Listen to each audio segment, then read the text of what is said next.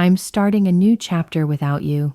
The words didn't just land, they detonated. Ethan, my husband, stood at the head of the long banquet table, champagne flute frozen midair, hijacking what was supposed to be a celebration of our daughter Sophie's college graduation.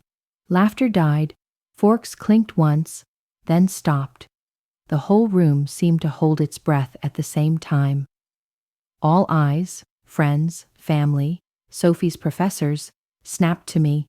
They waited for the inevitable scene, for me to break down, to scream, to toss a glass of wine in his smug face. But I didn't give them the satisfaction. I smiled. "Congratulations on your honesty, Ethan." Not out of denial, not because I was broken, because I had seen this coming for months. And unlike Ethan, I had prepared for it. He thought he was detonating a bomb. He had no idea I was already standing in the ashes of our marriage, rebuilding something stronger. My name is Claire Hamilton, and I am 54 years old, and for nearly 3 decades I wore the mask of the perfect wife, the patient, smiling woman behind the successful man. I shelved my ambitions, buried my dreams, and held Ethan's hand through every failed business, every impulsive reinvention, every soul-searching breakdown that left him whole and me invisible. I raised Sophie, brilliant, bold, and everything I once hoped to be. She sat beside me, cap still tilted from the ceremony, lips parted in silent shock as her father detonated our lives like a bomb at her celebration. From the corner of my eye, I caught sight of her, Rachel Wells, half my age, twice as smug, squirming in her designer dress at the back table with our so-called friends who'd sold their loyalty for gossip and dinner invites. They knew, every one of them knew, and not one had the spine or the decency to say a damn word to me. Rachel, who drank my wine at Christmas and called me for advice like I was her mentor, not the woman whose life she was dismantling piece by piece. I didn't flinch. Instead, I reached into my bag, fingers steady, and placed a sealed envelope next to Ethan's untouched steak. He wanted a performance. This was mine. "What's this?" he asked, his smug expression faltering. "Something that should have come with fireworks," I said coolly. "But you ruined the surprise." I turned to Sophie, still frozen, her eyes wide, her hands clutching the napkin in her lap like it was the only thing keeping her grounded. I kissed her cheek gently. "I'm so proud of you, sweetheart. Don't let today stain your shine." I stood slowly, smoothed the front of my dress like a queen straightening her robes before a final decree. Then I turned to the stunned crowd. "Please continue enjoying your meal," I said, voice crisp and cutting. "And do send my regards to your consciences, if you find them." With that, I walked out of the restaurant, my head held high, feeling 50 pairs of eyes following me. The door thudded shut behind me, sealing in the gasps, the whispers, and Ethan's unraveling pride. Outside, the summer heat of Augusta hit me like a wall, but I embraced it. For the first time in years, I felt like I could breathe easily. Behind me, I heard the restaurant door open and slam shut, followed by Ethan's voice, no longer confident but frantic and shrill. "Claire, what the hell is this? What have you done?" I didn't stop, didn't turn, just kept walking, one measured step after another, the ghost of a smile tugging at my lips. The envelope I had handed him contained the start of my revenge, a plan I'd been meticulously crafting for months. I had always been the practical one in our marriage, the one who made sure the bills got paid while he chased fantasy after fantasy. While Ethan dreamed big and took risks, I was the one who kept our family grounded. I was the one who quietly opened a savings account for Sophie's future, while Ethan burned our money trying to rescue his buddy's sinking restaurant. I picked up extra hours at Truvanta, balancing spreadsheets by night while Ethan left his secure job to build overpriced chairs in our garage and call it artisanal legacy. That passion flared for 6 months, just long enough for Ethan to lose interest and abandon yet another project halfway through. Meanwhile, my dreams gathered dust in a folder at the bottom of my closet. Plans for a financial consultancy dedicated to empowering women paused indefinitely. After Sophia graduates, I told myself, when Ethan settles down, I promise myself just a little longer. Then 3 months ago, something shifted. Our joint account started leaking. Tiny withdrawals here and there funneled into an unfamiliar account. Having spent 20 years managing our family finances, these discrepancies stood out like red flags.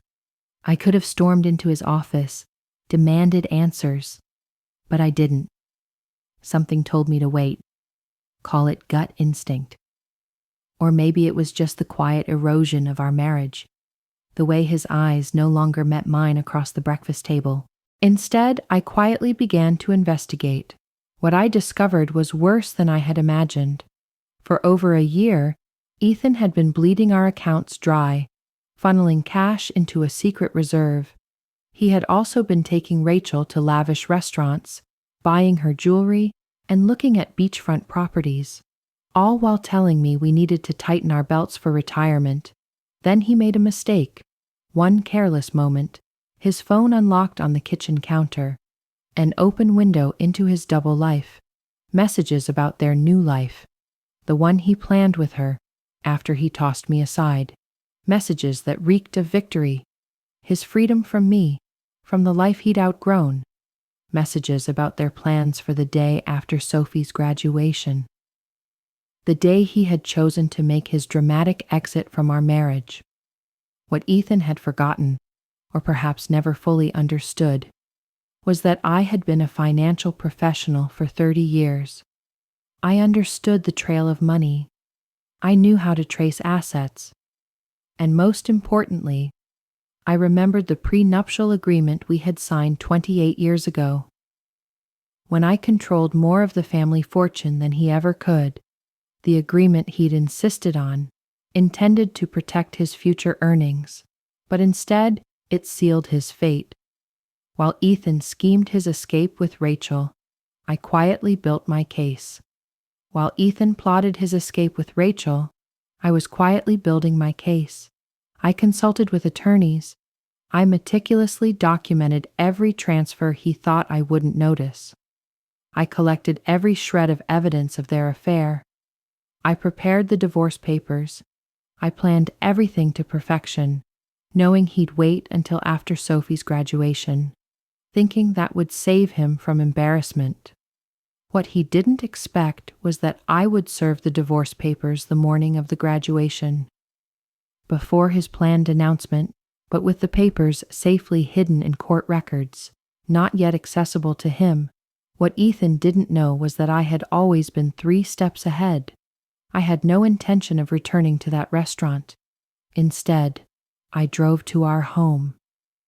A grand colonial tucked in Augusta's historic district, the one we bought 15 years ago when we still believed in forever, the same house Ethan had promised to Rachel in his secret messages he was careless enough to leave unlocked. I pulled into the driveway and stepped into the home that had once been ours. Now a battleground in the war. Ethan never knew he'd started. On the surface, everything looked the same. The family photos on the walls. My father's antique grandfather clock still ticked steadily in the corner. The same old leather couch where Ethan and I once whispered dreams we thought would last. Yet everything had changed. I walked up to the master bedroom and opened the closet doors. I opened the closet to find exactly what I expected. Ethan's suitcases tucked neatly in the back, zipped and ready for his great escape. I smiled at how predictable he was, obsessive over his suits, clueless about loyalty. My phone vibrated nonstop, calls, texts, notifications lighting up the screen, friends, Sophie, even Lily, his sister who had flown in for the event. I replied only to my daughter, "I'm okay. This isn't your burden to carry. Enjoy your big day.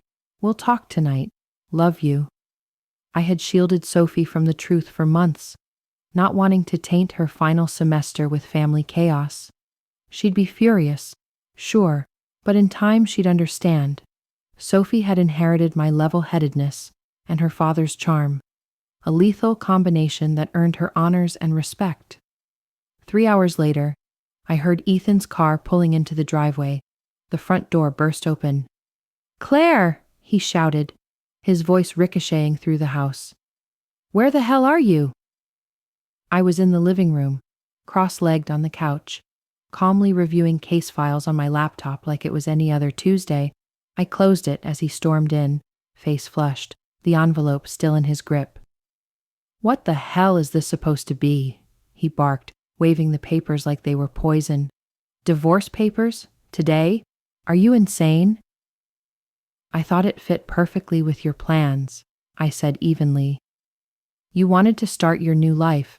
I'm just helping ease the transition." "You had no right," he snarled, the sentence fracturing under the weight of his fury. "I had every right," I cut in, voice unwavering. "Just as you had every right to choose Rachel. We all make choices, Ethan." "The prenup expired years ago," he said, smugness creeping back into his voice. "Any lawyer would confirm that." I allowed myself a faint smile. "Actually, it didn't.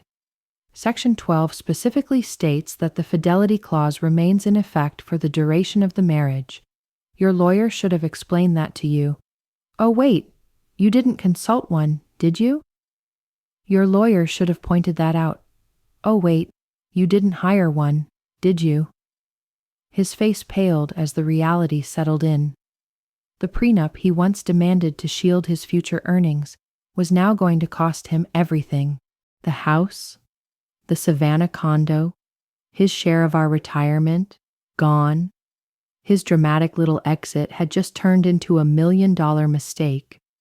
"You can't do this to me," Ethan muttered, sinking into the couch like a man watching his kingdom burn. "We built this life together, and you're the one who chose to end it," I replied. "It just didn't end the way you scripted, did it?" Ethan's phone buzzed nonstop in his pocket. He glanced at it, then ignored it. No doubt Rachel, wondering why he hadn't followed through on their perfectly timed plan. "You've always been calculated, Claire. But this is ice cold," he said, shifting tactics. "What about us? 28 years? Do they mean nothing to you?" I looked at him. This man I had loved for almost 30 years. The man who once held my hand through heartbreak and loss, through 2 miscarriages. Before Sophie, the same man who once whisked me away to New Orleans for our 10th anniversary, all charm and candlelight. When did that man disappear? Or had he always been this selfish, and I'd just been too blinded by loyalty to see it? "Our history meant the world to me," I said, honestly. "That's why your betrayal cut so deeply." His face softened briefly, sensing an opening. "Then let's fix this," he said quickly. "I messed up, okay? People make mistakes." "This wasn't a mistake, Ethan. This was a deliberate year-long strategy. You moved our money piece by piece. You scouted houses with her. You planned a public breakup just to humiliate me." His expression stiffened again. "You're being dramatic." "Am I?" I picked up my phone, opened the voice memos, and hit play. "After the graduation, I'll break the news. Doing it in public keeps her from causing a scene." Then came Rachel's voice, syrupy and smug. "She still doesn't know about the money, right?" Ethan replied, "None. Claire trusts me blindly. That's her flaw." His face turned pale. "You recorded us?" "That's illegal," he barked, panic rising in his voice. "Not in Georgia, as long as one party consents," I replied. "And not when it's in your own home. I didn't record your intimate moments with Rachel. I'm not that heartless." "Only the parts where you plotted to defraud your wife?" I said coolly. Ethan jumped up, visibly rattled. "I need to make some calls," he muttered. already reaching for his phone. By all means, I said, unfazed. Your lawyer's a good place to start. I'll be at Lily's tonight. Lily's? He repeated, stunned. My sister's house? He asked, disbelief and irritation mingling. I gave a short nod. She's not exactly thrilled with you. She saw you with Rachel last Christmas. She didn't come to me. She confronted you directly. And you swore it was nothing. Promised her you'd end it. When she saw you were lying, that's when she came to me. That was another punch he hadn't seen coming. Lily and I had always been close, but Ethan never thought his own sister would take my side. Isn't that just rich? I shot back, not hiding my disdain. Funny how that works, isn't it? I grabbed my purse and the overnight bag I'd packed earlier. You have until tomorrow night to clear your belongings from the house. After that, the locks are being changed. As I reached the door, I heard Ethan's voice, frantic now. Claire, wait. What about Sophie? Have you even thought about how this affects her? He shouted. I stopped in my tracks, anger finally breaking through my calm demeanor. Don't you dare use our daughter as your shield, Ethan, I said, my voice steady but fierce. You weren't thinking of her when you planned that coastal fantasy life with Rachel. His phone buzzed again. This time he looked and groaned. Something wrong? I asked. Rachel's already at the apartment. She's moved in. I couldn't stop myself from smiling, the satisfaction bubbling up. The apartment you put in both your names? The lease you signed last month? I repeated, watching the confusion spread across his face. Ethan nodded slowly, clearly puzzled. You should probably check with leasing, I said. That application was red flagged for credit issues. It never went through. The agent called our home phone to verify the details. I took care of it myself, I finished, a small smirk curling at the corner of my lips. I turned and walked out, leaving Ethan standing there, still trying to process the first of many consequences he would now have to face. His carefully choreographed escape was unraveling faster than he could comprehend. Lily lived in a quaint little bungalow across town, near the university where she taught literature. When I arrived, she pulled me into a fierce embrace. I just talked to Sophie, she said, ushering me inside. Are you all right? Better than I thought I'd be, I admitted, trailing her into the kitchen where wine was already breathing. I never thought Ethan would go so far, Lily said, pouring 2 glasses. At a restaurant, with an audience? He's completely lost it. It was meant to humiliate me, I said, taking the glass from Lily's hand, my voice steady. A public rejection, designed to make me look hysterical if I reacted. Lily's expression turned stormy. My brother always did love the drama, Lily said, shaking her head. But this is beyond what I ever imagined he was capable of. We sank into the plush chairs in her sunroom, the room bathed in sunlight, the air thick with the scent of the plants that lined the shelves. Lily had stayed single by choice, relishing her independence and love of literature. Over time, I'd occasionally envied that freedom. What did you put in that envelope that set him off so badly? Lily asked, her curiosity piqued. I told her what I'd included. The divorce papers, proof of his financial betrayal, and the prenup that would strip him of far more than he'd bargained for. The prenup? Lily said thoughtfully. I remember how adamant he was about it. Dad had just given him that startup fund, and he was obsessed with safeguarding it. She let out a dry laugh. The irony is almost poetic. My phone rang. It was Sophie.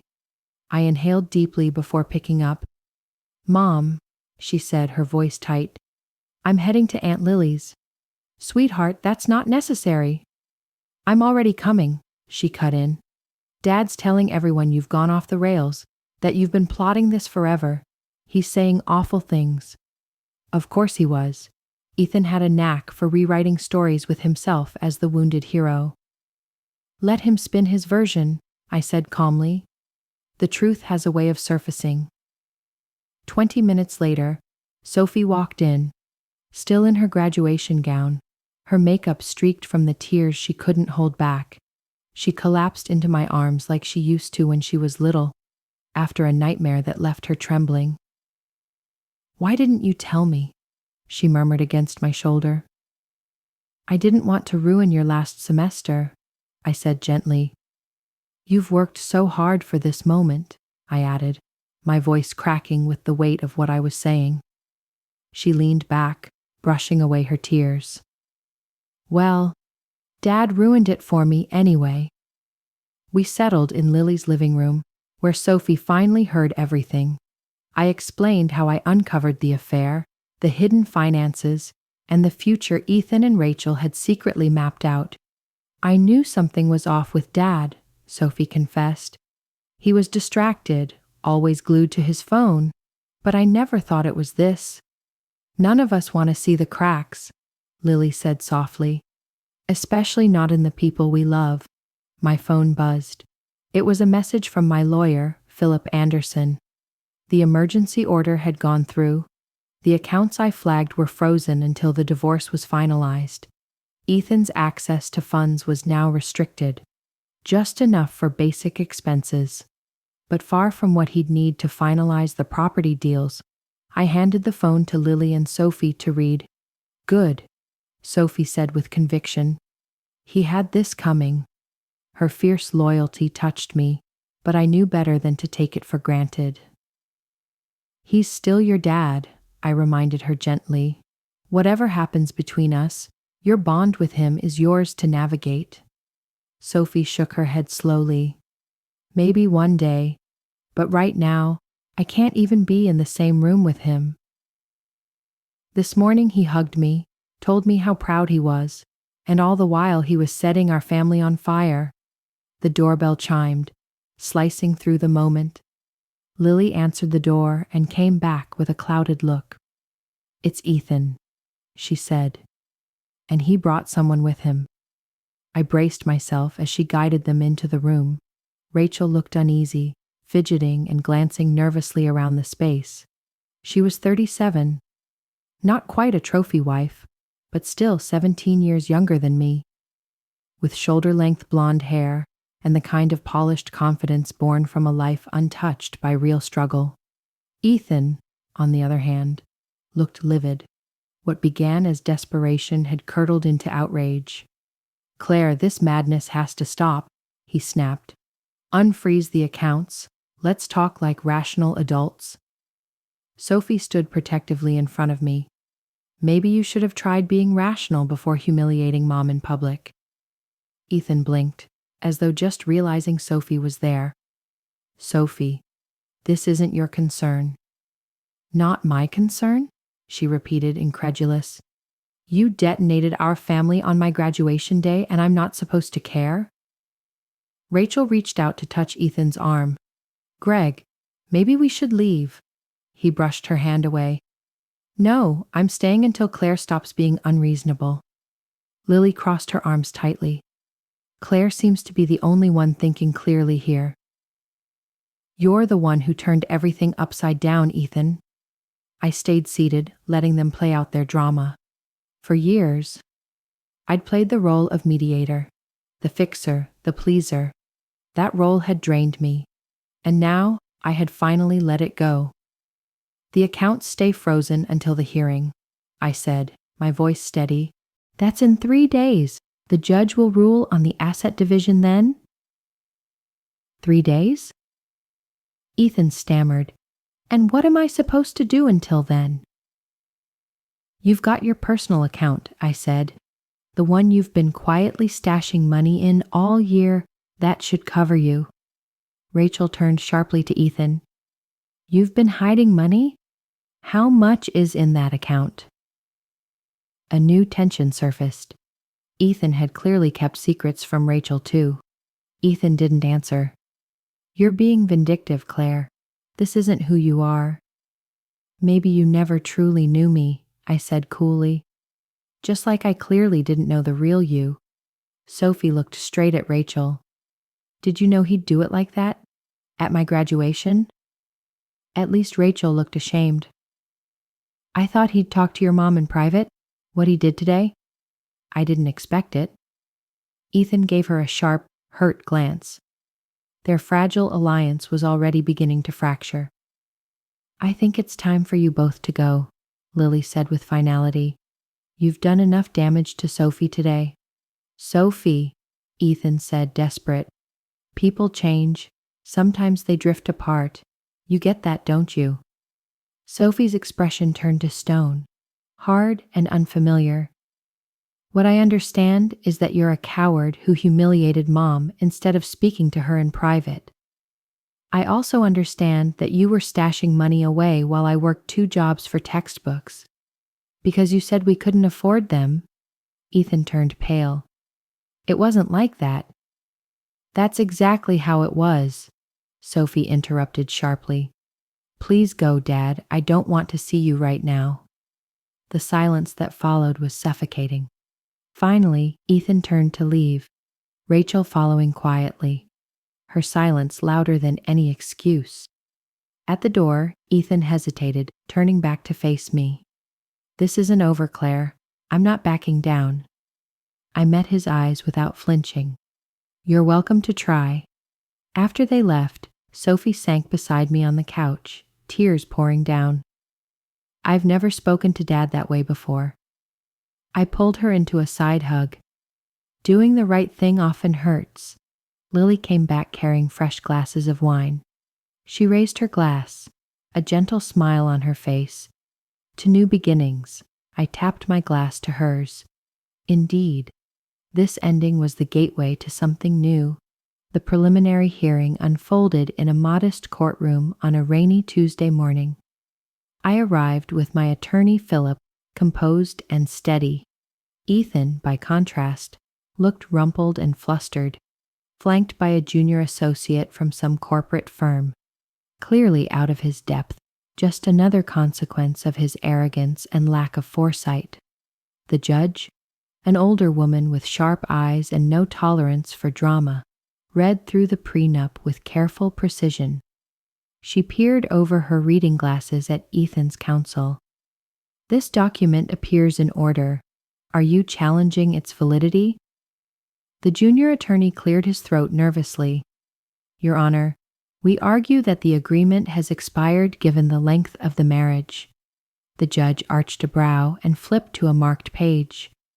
Section 18 explicitly states the agreement remains valid for the length of the marriage and through any resulting legal proceedings. She looked up over her glasses. No expiration clause is present.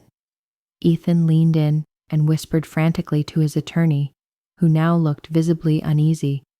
Furthermore, the judge went on, the pattern of fund transfers suggests a violation of Section 23's disclosure obligations. She leafed through the documents, then pierced Ethan with a pointed look. I am ordering that the joint accounts remain frozen until full financial discovery is complete. Mr. Hamilton will retain access to his personal account. The family residence shall remain with Mrs. Hamilton for the duration of proceedings, as stated in the infidelity clause of the prenup. Ethan's face turned a deep, furious red.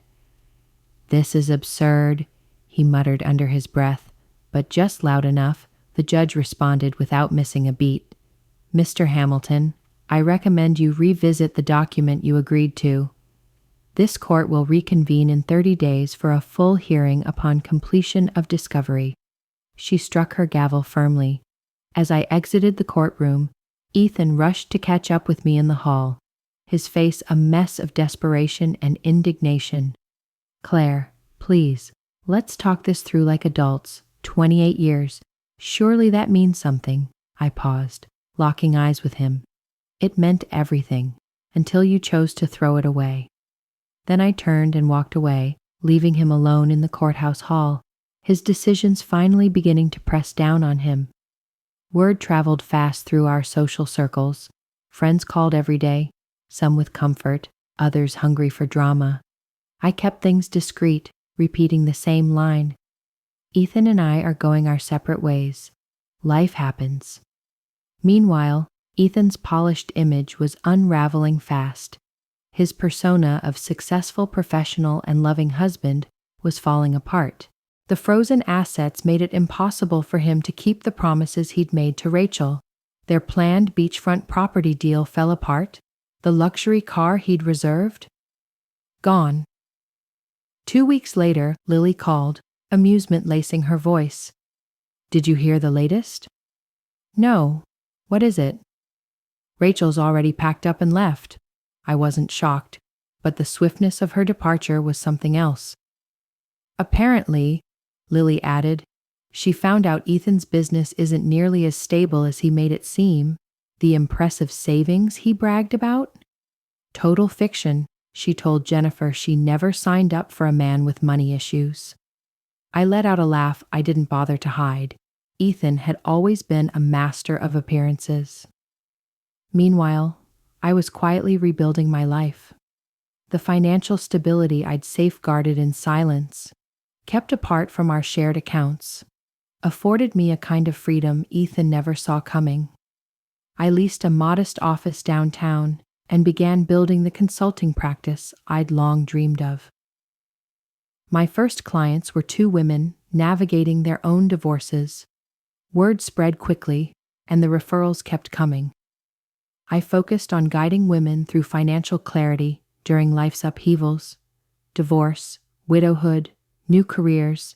The fulfillment was instant, something I had never felt in my years in the corporate world. Sophie, now working at a marketing firm in New Orleans, called me often. I'm really proud of you, Mom, she said after I told her how busy I'd become. You're guiding people through their hardest chapters. I'm simply being who I once needed, I replied, equipping women for whatever life throws their way. Being respected for my knowledge, not just my nurturing, was both new and deeply empowering. The final divorce hearing landed on what would have been our 29th wedding anniversary. A poetic close to a nearly 30-year chapter, Ethan showed up looking worn. I would later learn his business was floundering without my financial acumen. Rachel had vanished quickly, now involved with a real estate developer in Savannah. Most of our shared friends quietly pulled away once they knew the full extent of his betrayal. The judge enforced every clause of the prenuptial agreement. Ethan walked away with his personal belongings, a failing business, and what remained in his private account. Barely enough to afford a modest apartment after legal expenses. I retained the house, my retirement funds, and 70% of our joint assets, exactly as the agreement required in the event of infidelity. The justice was poetic in its symmetry. The same document Ethan had demanded to protect himself became the instrument of his undoing. As we exited the courtroom, he stepped toward me for a final attempt. I made a terrible mistake, he murmured. Is there any way we could? No, I said softly but resolutely. That door is closed. For good. I understand, he replied. And for the first time, I believed he meant it. 6 months later, my firm, Hamilton Financial Transitions, was flourishing. I had upgraded to a bigger space and brought on 2 team members. Sophie visited regularly, beaming with pride at what I'd created. You know what's ironic? She said one afternoon. If Dad had just been honest from the start, he could have walked away with so much more. Sometimes people can't see past their own immediate desires, I replied. The woman who once saw herself solely as Ethan's wife and Sophie's mother had unearthed a new identity. Mentor, entrepreneur, advocate. That envelope I handed Ethan over dinner hadn't just been my exit strategy. It was a key I had never realized was mine. Behind that door, I didn't just find retribution. I found reinvention, a chance to reshape everything.